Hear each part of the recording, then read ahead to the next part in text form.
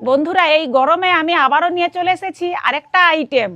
আজ আমি দুটো বেল আঠা বেল নিয়েছি, আর এই সময়ে প্রতিটি গাছেই আঠা বেল, পাকা আঠা বেল পড়ে বা এখনও গাছের মধ্যে আছে। আর আঠা বেলের শরবত আমরা কম বেশি সবাই কিন্তু বানাতে জানি, যে যেমন পদ্ধতিতে বানায়। আজ কিন্তু আমি তোমাদের 4 রকমের পদ্ধতিতে আমি বেলের শরবতটা বানিয়ে দেখাবো। বেলটাকে এবারে ভেঙে নেব।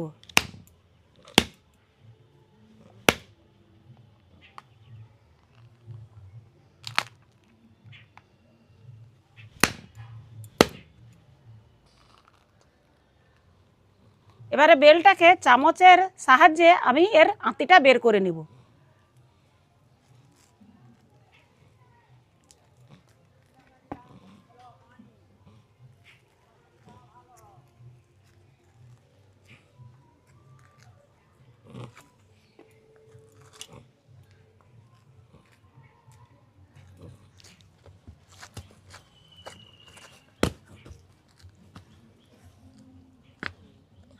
এই বেলটাকে সরাসরি কিন্তু আমি জলের সঙ্গে মিশিয়ে শরবত বানাতে যাব না। এই বেলটাকে অল্প একটু পরিমাণ জল দিয়ে ভালোভাবে চকটে নেব। অল্প পরিমাণ জল দিয়ে বেলটাকে ভালোভাবে চকটে নেব। চকটে এর কাতটা বের করে নেব।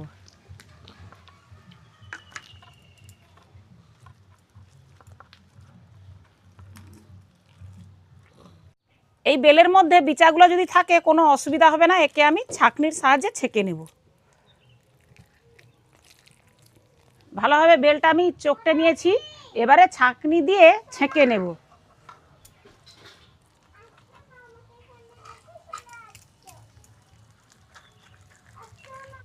এই ছাঁক নিয়ে ঘষে ঘষে ছেঁকে নিতেই কিন্তু এর ছিবড়া আর বিচা সব বেরিয়ে গেল।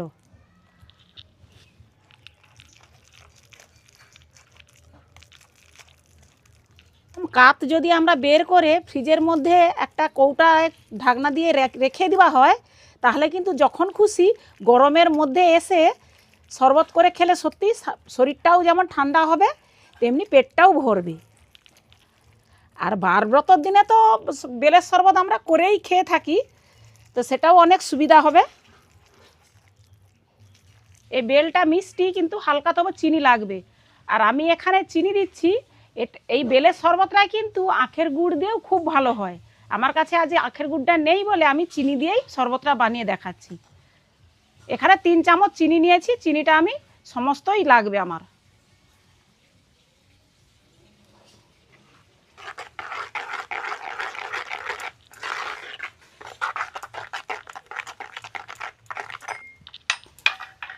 এখানে 4টা গ্লাস নিয়েছি, 4টা গ্লাসে 4 রকম আমি শরবত বানাবো। এখানে আমি 1 বাটি টক দই নিয়েছি।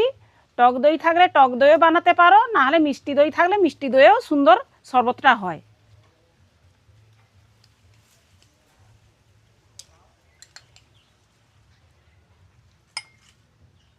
2 চামচ আমি টক দই দিচ্ছি। টক দইটাকে ভালো করে ফেটে নেব।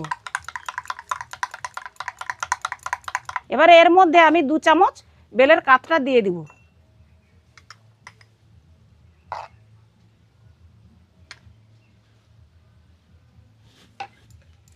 আর দিয়ে দিব বিট লবণ, সাদা লবণও দেওয়া যায়। অল্প পরিমাণ জল।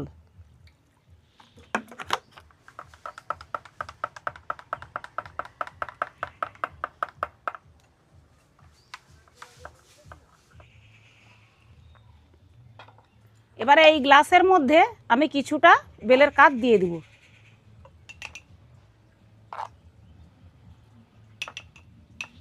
জল দেব। পাতি লেবু নিয়েছি, লেবুর রস দেব। এতেও আমি একটু অল্প বিট লবণ দেব।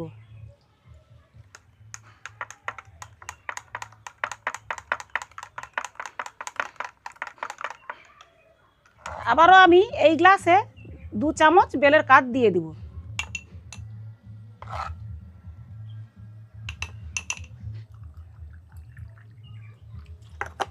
এই শরবতটাতে কোনো লেবু আর বিট লবণ দেব না। এটা সাধারণ আমরা ঘরোয়া পদ্ধতি যে করি সেই রকম। এটা মা ঠাকুমারা বানাতো এরকম প্লেনভাবে চিনি দিয়েই, সেটাই আমি বানাচ্ছি। এইবার বানাবো এই গ্লাসটা দুধ দিয়ে।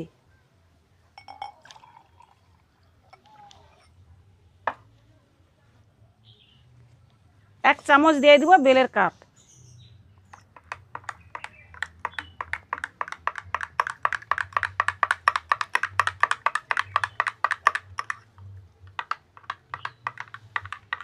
আমার তৈরি 4 রকমের শরবত, একটা দই দিয়ে শরবত, একটা দুধ দিয়ে, আর একটা প্লেন, একটা লেবু বিট লবণ দিয়ে 4 রকমের শরবত করেছি। আমি একটু একটু খেয়ে বলবো কোনটা সব থেকে বেশি ভালো বা কীরকম।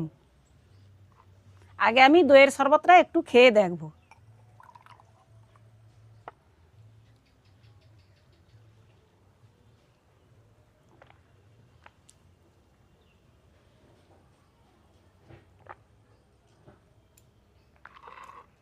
এবারে আমি দুধের শরবতটা খাবো।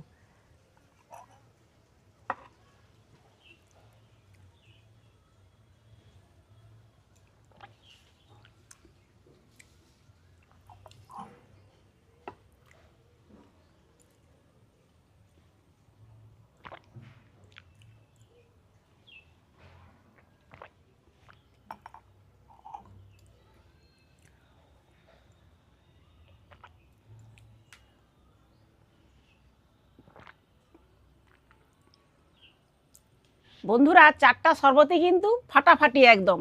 তো আমার মনে হচ্ছে 4টার মধ্যে দুধের শরবতটা একটু বেশি ভালো লাগছে। তারপরে যেটা যেটা আমরা ঘরোয়া পদ্ধতিতে লবণ, বিট লবণ, লেবু নেই, এমনি যেটা করেছি সেটা ভালো লাগছে। তারপরে লবণ দিবা, যেটা লেবু দিবা সেটাও ভালো লাগছে। আর তারপরে হয়তো একটু কমা যেটা টক দই।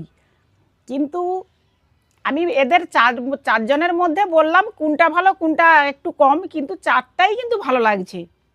আমার এই 4 রকমের বেলের শরবত কেমন হয়েছে তোমরা অবশ্যই কমেন্ট করে জানাবে। পারলে লাইক শেয়ার অবশ্য করে দেবে। আর আমার চ্যানেলে নতুন এসে থাকলে চ্যানেলটিকে অবশ্যই সাবস্ক্রাইব করবে। ফেসবুক পেজ থেকে পেজটাকে ফলো করে রাখবে।